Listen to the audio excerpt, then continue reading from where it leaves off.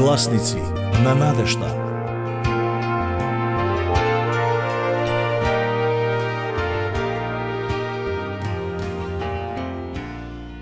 Глава 21. Бог, Синот и неговата природа. Искрено, сите имаме проблеми кои тешко може да ги разбереме. Имаме ситуации или пак конфликт кој тешко може да го решиме. Опколени сме со мистерии, дури и во нашиот секојдневен живот. Сигурен сум дека ќе се сложиш со мене. Има некои работи што не ги разбирам, но исто така, мило ми е што некои работи можат да се расчистат кога ќе дојдеме до вистинскиот извор на информации. Во оваа порака ќе го искористиме вистинскиот извор на информации за да дознаеме за Божиот Син. Библијата ни зборува за Божиот Син во вториот псалм. Ја објавувам Господовата одлука. Тој ми рече: Ти си мој син, јас те родив денес. Може би не знаеше дека ова е во Библијата. Од книгата Пословица, 30 глава, од 1 до 4 стих, имаме друг интересен дел. Зборови на Агур, Јатјеев син, од Маса. Негово пророштво за Итиел и Укал. Да, преглуп сум за да бидам човек и немам човечки разум. Не придобив мудрост и не ги познавам знаењата на светецот. Кој се вознесе на небо и слезе? Кој го фати ветерот во своите грсти? Кој ги собра водите во својата наметка? Кој ги постави земските краишта? Како се вика и како му се вика синот? Знаеш ли? Кога Исус беше зачнат од девицата Марија, ангелот Гавриел и рече дека незиниот син ќе го наречат Син на Севишниот. Ова може да се најде во Евангелие по Лука, 1 глава. Верувам дека Библијата е Божје откровение за нас, што значи ние учиме од Библијата. Затоа е сосема соодветно да зборуваме за Бог, Синот, неговата природа. За оваа порака ќе согледаме во Евангелие по Јован, 5 глава, од 15 до 29 стих, кој всушност се изборови на Исус. Човекот отиде и им кажа на јудејците дека Исус го излекува. И затоа јудејците го гонеа Исуса и сакаа да го убијат, дека тоа го направи во сабота. А Исус му одговори: Мојот татко работи постојано, па и јас работам. Затоа јудејците го бараа уште повеќе да го убијат, не само дека ја нарушуваше саботата, туку дека и Бога го нарекуваше свој татко, изедначувајќи се со Бога.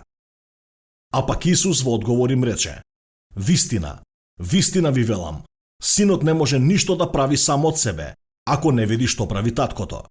Затоа, она што го прави таткото, истото го прави и синот. Зошто таткото го љуби својот син и му покажува се што прави сам и ќе му покаже дела уште поголеми од овие, за да се чудите? Зошто, како што таткото воскреснува мртви и ги оживува, така и синот ги оживува оние кои што сака? Таткото не суди никого, туку целиот суд му го даде на синот. За сите да го почитуваат синот, како што го почитуваат таткото. Кој не го почитува синот, не го почитува ни таткото, кој го пратил.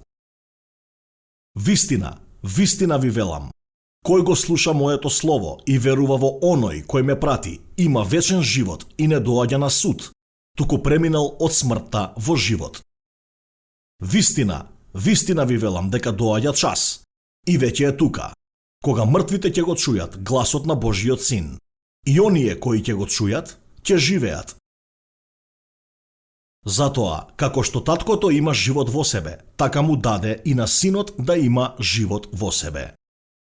Му ја даде и власта да суди, затоа што е човечки син.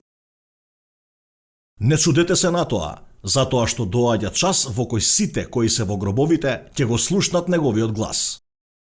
И ќе излезат од нив кои правеле добро, ќе воскреснат за живот, а кои правеле зло, ќе воскреснат за осудување.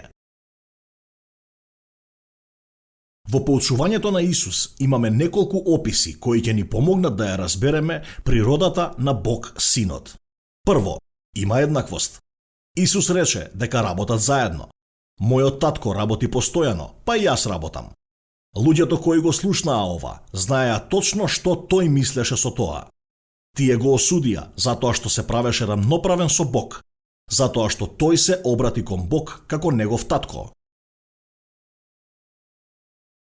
Таа татко-син врска за нив и за нас зборува за еднаквост.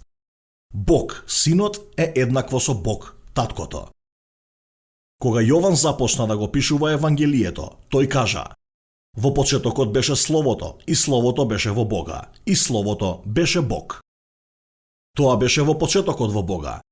Се стана преку Него и ништо што стана, не стана без Него.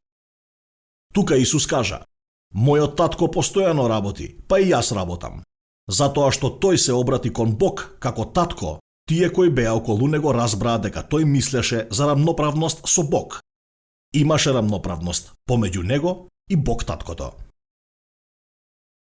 Има и друго објаснување кое произлегува од следниот стих. Има единство меѓу Синот и Бог таткото. Исус рече: тој не може ништо да прави сам од себе, ако не види што прави таткото, затоа што она што го прави таткото, истото го прави и Синот. Тој рече: Синот не може ништо да прави, тие работат во апсолутна хармонија. Целта на едниот е иста како и целта на другиот. Така што она што го прави таткото, истото го прави и Синот. Таткото го сака Синот и му ги покажува сите работи кои што тој ги врши. И ќе му покаже поголеми работи од овие, рече Исус. Тој има моќ да дава живот. Како што таткото има моќ, така и Синот има моќ. Таткото целиот суд му го даде на Синот. Тука има апсолутно единство помеѓу таткото и Синот. И од тука може да зборуваме за Бог Синот. Во право сме, затоа што го гледаме единството помеѓу таткото и Синот. За некои луѓе ова создава потешкотии. Сакам да ве посочам на два стиха кои што треба да ги забележиме. Едниот стих е во Битие, а другиот е во Второзаконие. Кога Бог му ја даде Ева на Адам, Адам одговори: сега најпосле тоа е коска од моите коски и месо од моето месо. Нека биде наречена жена. И тогаш Бог рече: ќе бидат едно тело. Тоа значи дека овие двајца ќе станат едно. Има единство помеѓу мажот и жената, кое е единство со Бог. Во Второзаконие, 6 глава, 4 стих. Чуј, Израелу, Господ е наш Бог, Господ е еден, единство. Исус во овие стихови во Јован 5 глава зборуваше за такво единство. Тој рече дека таткото и Синот прават иста работа. Има и трет опис, кој Исус го користеше во неговиот говор. Имаше авторитет. Никаков конфликт немаше помеѓу таткото и Синот, затоа што таткото го даде целиот авторитет на Синот. Да го погледнеме 27 стих. Му ја даде и власта да суди, затоа што е човечки син.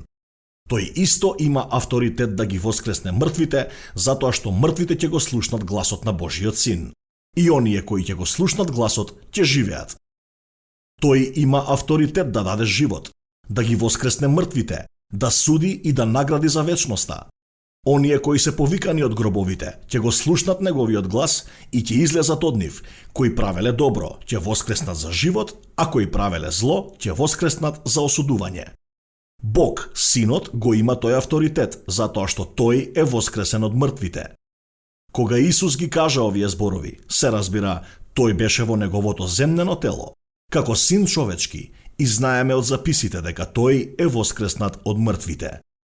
Затоа ја победи смртта и има апсолутен авторитет. Природата на Синот Божи е опишана во овие стихови. Луѓето кои живееја тогаш ја разбраа примената на тоа што тој сакаше да каже, но многумина не поверуваа. Но некои поверуваа. Како е со тебе? Тој не е само човек кој тежнее да биде Бог. Тој не е само пророк. Тој е Бог кој дојде во тело. И како таков, тој поседува рамноправност со таткото.